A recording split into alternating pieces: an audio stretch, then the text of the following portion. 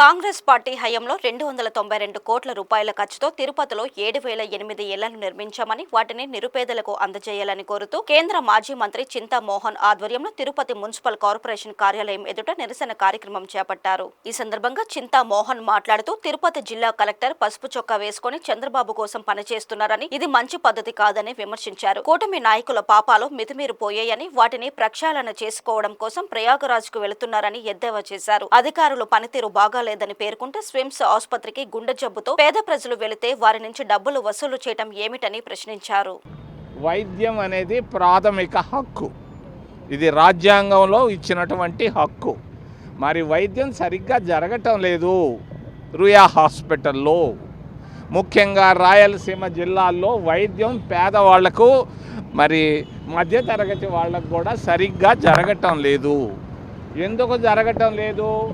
ఇప్పుడు కర్నూలులో మంచి హాస్పిటల్ వచ్చింది, కర్నూలు జనరల్ హాస్పిటల్. గుంటూరులో మంచి జనరల్ హాస్పిటల్ వచ్చింది. మరి వైజాగ్లో మంచి జనరల్ హాస్పిటల్ వచ్చింది. తిరుపతిలో కూడా జనరల్ హాస్పిటల్ని తీసుకొని వచ్చారు. ఎవరు? ఈ శ్యామలరావు కాదు, అప్పుడున్నటువంటి అన్నారావు 60 సంవత్సరాల క్రితం పునాది రాయి వేయించాడు రుయా హాస్పిటల్కి. రుయా హాస్పిటల్ ఒకప్పుడు గయా హాస్పిటల్ అనేవాళ్ళు. ఇప్పుడు పోయి గయా హాస్పిటల్ పోయి కొంచెం అభివృద్ధికి వచ్చింది కాంగ్రెస్ ప్రభుత్వంలో. ఈరోజు ఉన్నటువంటి సమస్య ఏంది? 100 మంది దినానికి చచ్చిపోతున్నారు వైద్యం లేక. గుండె జబ్బులు వచ్చి చచ్చిపోతున్నారు.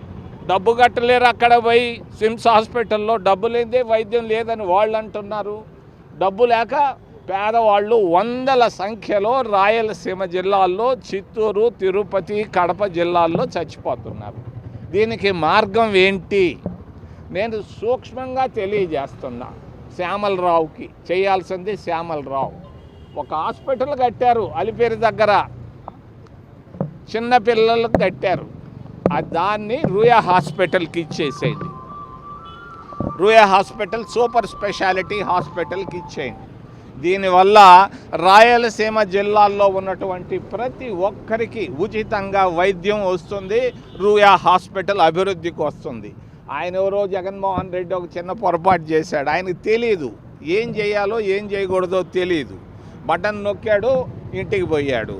మరి అక్కడ వచ్చినటువంటి చిన్నపిల్లల ఆసుపత్రి కొరకు మీరు కడుతున్నటువంటి డబ్బుని వెంటనే రుయా హాస్పిటల్ సూపర్ స్పెషాలిటీ హాస్పిటల్కి ఇవ్వండి. దీనివల్ల ప్రతి వాడికి, ప్రతి ఒక్కరికి వైద్యం అందుతుంది, హాస్పిటల్ అభివృద్ధికి వస్తుంది. ఇది మంచి పుణ్యం. మీరు చేసిన పాపాలు పక్కన పెట్టి ఇది ఒక పుణ్యం చేయమని శ్యామలరావుని టీటీడీ ట్రస్ట్ బోర్డుని నేను అడుగుతున్నా. మూడో విషయం, అధికారులు మరి చాలా నామోషాగా ఉంది. అధికారులు చేసే పని చాలా పేరెత్తి చెప్పటం లేదు. చెప్తే వాళ్ళు తలకాయలు దించుకొని టేబుల్ కింద పెడతారు. మేము కాంగ్రెస్ పార్టీ ఇళ్ళు కట్టించాం, ఇందిరమ్మ ఇళ్ళని కట్టించాం. దామినేడు దగ్గర 1000 ఇళ్ళు కట్టించాం కలెక్టర్ ఆఫీస్ ఎదురుగానే. మరి దానికి ఏదో జాతీయ రంగులు వేశారు. దాన్ని ఓ జిల్లా కలెక్టరు, ఓ డాక్టరు, ఎందుకయ్యా రంగులు మార్చావు? పసుపు రంగు ఎందుకు వేసావు? మా కళ్ళున్నాయి. పసుపు రంగు వేయడం ఏంది? నువ్వు వేసుకో పసుపు చొక్కా, నేను అడ్డం రాను. మీ కలెక్టర్ ఆఫీస్కి వేసుకో పసుపు రంగు. లేదు మీ జిల్లాలో ఉన్నటువంటి పోలీస్ అధికారులకి, మరి అది రెవెన్యూ అధికారులందరికీ పసుపు చొక్కాలు ఇచ్చేయి, నేను అడ్డం రాను.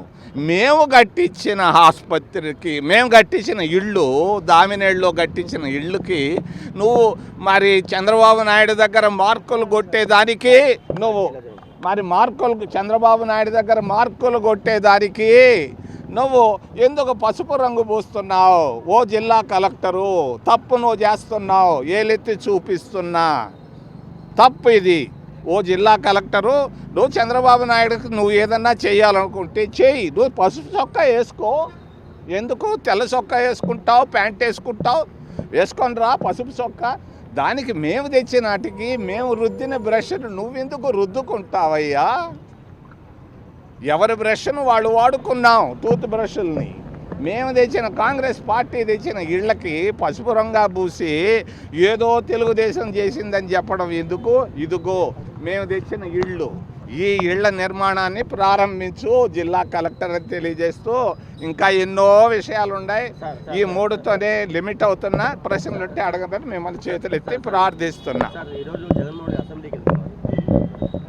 పోనివయా శాసనసభ్యుడు, శాసనసభకు పోకే ఉంది. ఏమైనా పోతే ఏమి, వస్తే ఏమి.